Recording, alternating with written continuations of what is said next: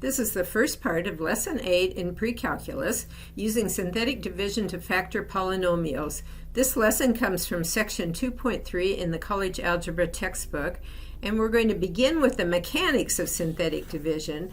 For further information on synthetic division, why and how it works, you can refer to your textbook. But for now, let's go ahead and divide the old-fashioned way. We're going to divide negative 3x plus 4x squared plus 2 by x plus 1. So I'll start by setting up the division with a division bracket here. Underneath this symbol, I will put the polynomial in descending order as 4x squared minus 3x plus 2. Then to the left, the divisor of x plus 1. We're going to start by looking at 4x squared and dividing 4x squared by x. That would give me 4x, which I will put up here above the negative 3x, giving us an x column. Then I'm going to take 4x times x plus 1, which results in 4x squared plus 4x.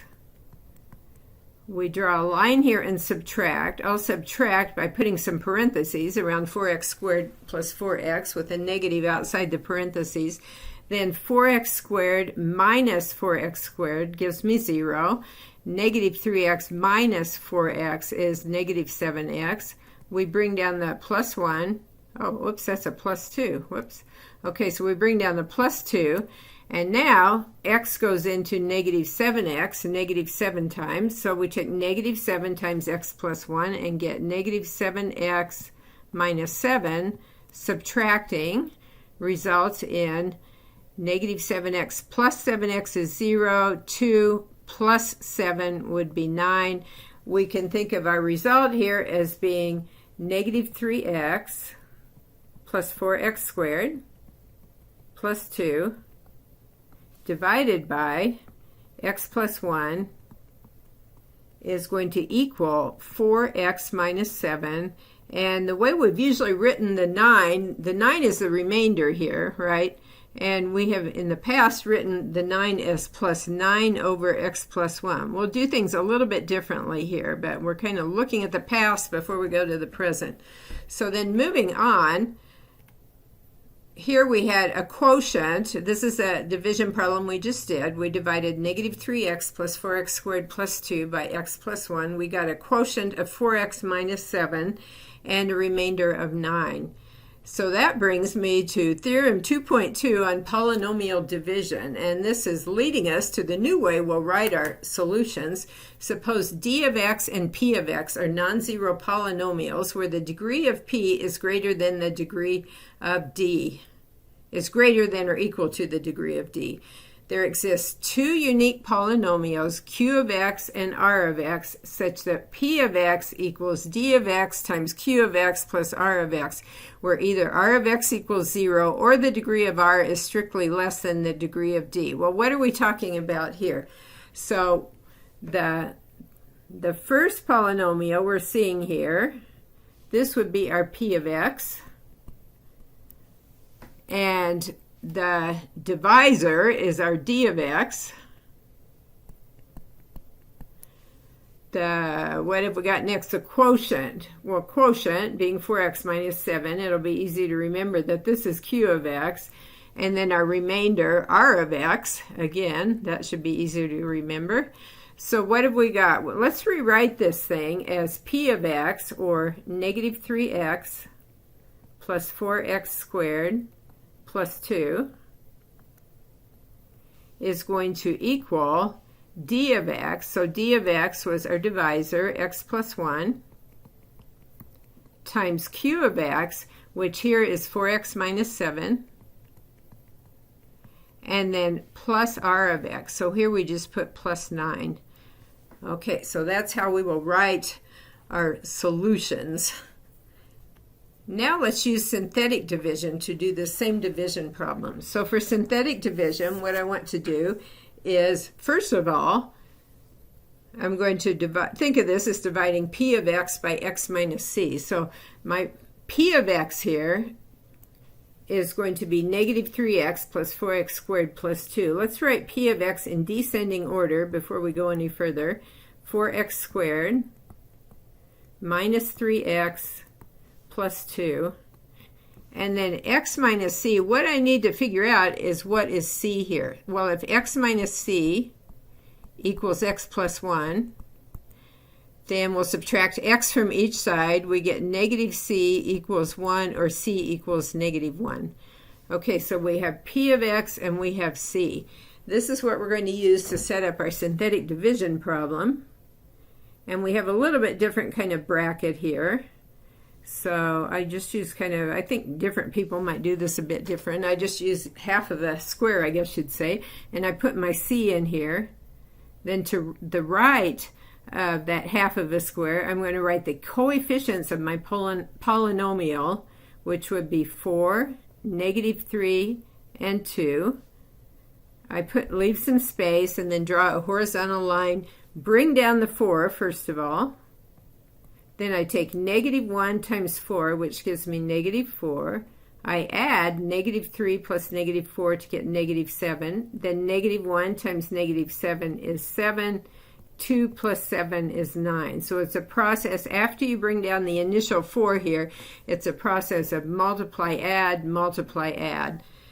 Well, what do we have here? What we have is, I have found that the quotient, which we've been referring to as q of x, here our quotient is equal to, we get our quotient, first of all we have this 4 that we have, that we got through the synthetic division process. Remember, we're going to drop the degree of p of x by 1 as we write our answer here. So the quotient is 4 times x raised to the first power here, then minus 7. Okay, and the 9 here is the remainder. So we could here say the remainder, or r of x, is equal to 9 here. And I think I'll not write this one like we did that just previously, but we'll do that again with the next problem. So we found the quotient and the remainder, and we're going to try another synthetic division problem here. We're going to divide x cubed minus 3x plus 5 by x plus 2. And so here again, we're dividing p of x by x minus c. P of x we want to write as x cubed in descending order. I'm missing an x squared term, so let's put in plus 0x squared minus 3x plus 5. And then if we look at x plus 2, if we set x plus 2 equal to x minus c, then we're going to find c equals negative 2. Or if you just remember, just flip the sign here from positive to negative, or negative to positive, whatever you need to do. And then for synthetic division, we put negative 2 in our little half square bracket. We write the coefficients of p, 1, 0, negative 3, 5. Put some space, draw a horizontal line, bring down the 1. Negative 2 times 1 is negative 2. 0 plus negative 2 is negative 2. Negative 2 times negative 2 is 4. Negative 3 plus 4 is 1. Negative 2 times 1 is negative 2. And then 5 plus negative 2 gives us a 3.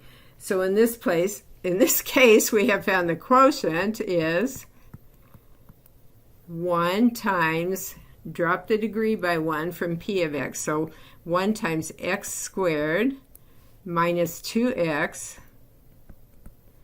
plus 1. The remainder is 3.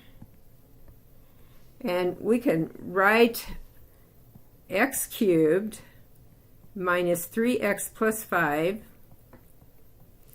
is equal to, remember we next had d of x, right here,